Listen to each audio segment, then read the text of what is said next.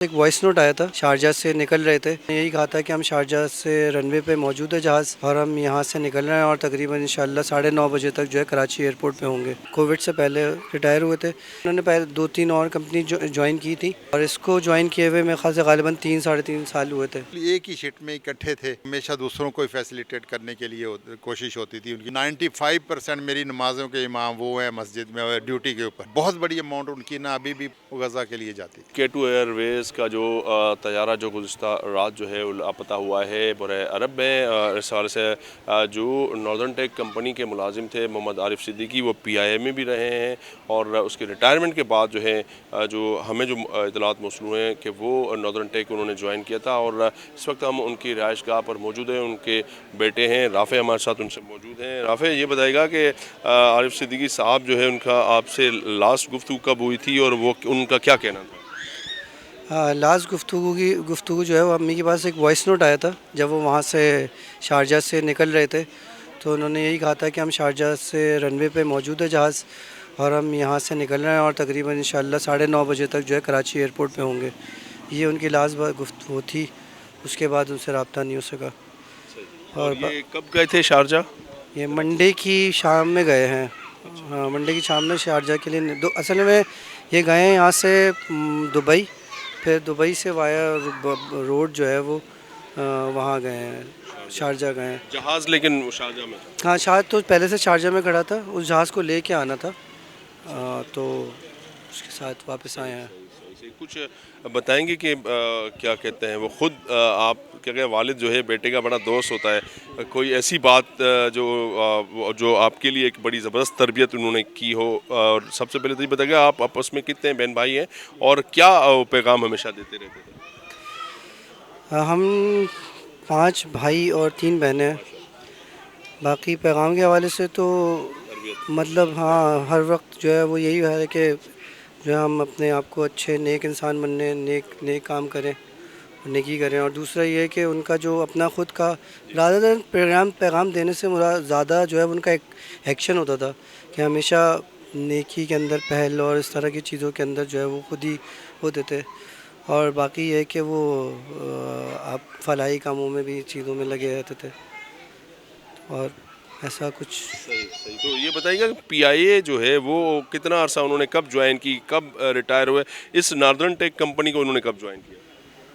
PIA वो retire हुए हैं मेरे ख़्याल से 2019 में या 18 में, गालिबन ऐसे ही कोविड से पहले रिटायर हुए थे। बेसिकली PIA में जो वो होता है प्रायर टू रिटायरमेंट LPR जो होता है वो उनकी जो है शुरू हो गई थी, 1 साल की थी गालिबन LPR जो होती हैं। तो वो मेरे ख्याल से 2018 में या 19 में स्टार्ट हो गई थी। उसके बाद से उन्होंने जो है वो 1 साल वो वैसे गुजारा है घर पे। उसके बाद उन्होंने पहले 2-3 और कंपनी ज्वाइन की थी, उनमें एक एरोस्टान नाम की कोई कंपनी थी, और इसको ज्वाइन किए हुए मेरे ख्याल से गालिबन 3-3.5 साल हुए थे। मतलब ये 2024 में इन्होंने नॉर्दर्न टेक को ज्वाइन किया? गालिबन ऐसे ही कुछ अर्सा है, 24 या 23 में कुछ ऐसे ही अर्सा है। मोहम्मद आरिफ सिद्दीकी जो इंजीनियर, हम उनकी रिहाइशगाह के बाहर मौजूद हैं। वो कैसे थे, किस तरह काम करते थे? उनके जो PIA के टाइम पे के जो दोस्त हैं जो है मोहम्मद ज़फ़र साहब, उनसे हम बात करते हैं। ज़फ़र साहब, बहुत बहुत शुक्रिया, आपने टाइम दिया। आरिफ साहब के हवाले से बताइएगा कि आपने PIA आप लोगों ने कब ज्वाइन की, फिर छोड़ा, और फिर ये अभी जो नॉर्दर्न टेक कंपनी है ये आपने कब ज्वाइन की? कोई बेहतरीन लम्हा जो अपने दोस्त के साथ आपका? जी, वो मेरे से PIA में तो बहुत सीनियर थे मेरे से और वो उन्होंने 1978 में PIA apprenticeship as a join की। फिर बहुत जल्दी वो माशाल्लाह से इंजीनियर भी बन गए 89 में। मैंने बहुत बाद में की। हम पिंडी में कुछ अरसा इकट्ठे गुजारा इस्लामाबाद में। उसके बाद वो दुबई पोस्टिंग पे चले गए, मैं कराची आ गया। फिर उसके बाद मुख्य सेक्शंस इंजीनियरिंग के मुख्तलिफ होते हैं, वो वाइड बॉडी में ज़्यादा टाइम गुजारा, मैं लाइन मेंटेनेंस में था। फिर रिटायरमेंट के बाद जो हमने दोनों ने ना इकट्ठे नॉर्दर्न टेक जो ज्वाइन की। मुझे मिल के आए हैं कि मुझे ना शारजा जाना है, तो मैं अभी जा रहा हूँ, मेरा रिलीवर आ गया है। हमने मगरिब इकट्ठे पढ़ी है, ड्यूटी पे इकट्ठे ज्वाइन किया है। नाइट ड्यूटी थी हमारी, बट इनको शारजा जाना तो इनका रिलीवर आ गया, तो ये वापस आ गया। हम लोग फरवरी 2024 से बिल्कुल एक ही शिफ्ट में इकट्ठे थे। इनको मैंने काम के लिहाज से देखा है, वो हमेशा दूसरों को फैसिलिटेट करने के लिए कोशिश होती थी उनकी कि दूसरों को मिले। मैं एक और बात जो सबके लिए नहीं है, उनसे जितने मर्जी पैसे ले लेता था कि किसी गरीब की मदद करनी है, वो कभी मना नहीं किया था उन्होंने। मैं ये पता नहीं कहने की बात है कि नहीं है, बट मेरा अब इस तरह नहीं होता कि वो बगैर पूछे कि किसको देने हैं कितने दिन, नहीं, जितने मैंने मांगे हैं उन्होंने दे दिए हैं। ईद शब रात हम इकट्ठे गुजारते थे, केक काटते थे। मेरी 95% मेरी नमाज़ों के इमाम वो हैं मस्जिद में, ड्यूटी के ऊपर।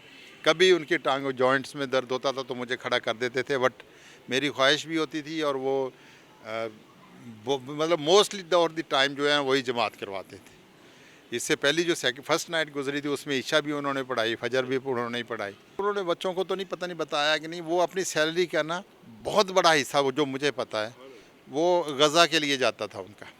बस ये मैं सच बता रहा हूँ जो मुझे उन्होंने बताया हुआ था। मैं भी अपनी फैमिली बातें सारी शेयर करता था, और वो बहुत बड़ी अमाउंट उनकी ना अभी भी पर मंथ रेगुलरली वो गज़ा के लिए जाती थी। कभी ये भी होता था कि वो मैं खाना नहीं लेके जा रहा तो वो मैं उनको कहता था सुबह या दोपहर का 12 घंटे की ड्यूटी होती तो खाना भी लेती आइएगा। इस तरह बेतकल्लफ़ी बहुत ज़्यादा थी हमारी, और बड़ी रिस्पेक्ट का रिश्ता था हमारा। जी, बहुत बहुत शुक्रिया मोहम्मद ज़फ़र सिद्दीकी। मोहम्मद आरिफ जो कि इंजीनियर थे इस K2 एयरवेज़ के तैयारा हादसे में जो उसमें जो लापता हो गए, उनके हवाले से ये दोस्त थे उनके, उन्होंने कहा कि वो फ़लाही कामों में बढ़ चढ़ कर हिस्सा लेते थे। गज़ा के लोगों के लिए स्पेशली अपनी जो तनख्वाह थी वो वक्फ़ करते थे। उन्होंने अपनी जो PIA में गुजारा वक्त हो या फिर नॉर्दर्न टेक में जो किस तरह गुजारते थे, बहरहाल एक खुसूसी गुफ्तगू कर रहे थे मोहम्मद ज़फ़र आरिफ सिद्दीकी के जो दोस्त हैं K2 एयरवेज़ के तैयारा। बहरहाल इस तैयारा हादसे की तहकीकात ताहाल जो जारी है। जी।